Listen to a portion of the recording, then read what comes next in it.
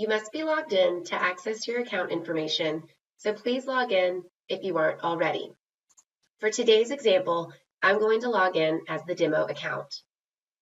You can find your invoices one of two ways. First, by clicking on Orders within your account name up at the top right-hand corner. Click your account, and then in the drop-down, click on Orders, and it will take you to your order history. Alternatively, you can navigate to your invoices by scrolling down from the home page once you have logged in, and then below you will see all of your recent orders. You will notice the status of your order labeled to the right, if it's been created or shipped or even invoiced. Click on the orders to get more detail. Now, I'm not going to click through to any of these top three because they have not been invoiced. Only orders that are labeled as invoice will have an invoice. Once you're looking at the specific order detail, look for the linked Invoices header. You will find that under your shipping address and delivery method. We will notice that this invoice number is hyperlinked so that when I click, a window will open. I will be asked to open a file, and then a PDF will display. Invoices will be made available the day after the order is shipped. Please allow for at least 24 hours for the invoice to show up. Now, if I navigate back to my orders, a copy of the packing slip can also be found on this page, just below your invoice. If I scroll down alongside my link to track shipping, I see a packing list. This number is clickable, and when I click, a window will open. I will be prompted to open the file, and then a PDF will be shown.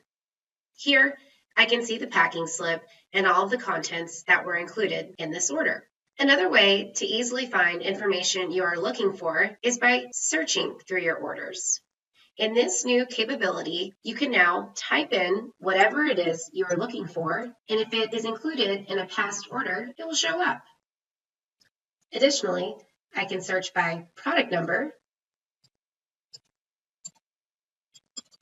to see any orders that specifically include that particular part. You can also search by the PO number, the confirmation number, or your order date.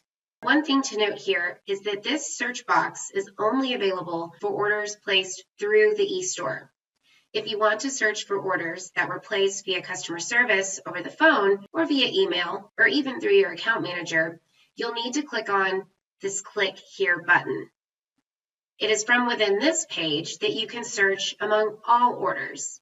Now, your search options are going to be limited with what shows up in this drop-down menu.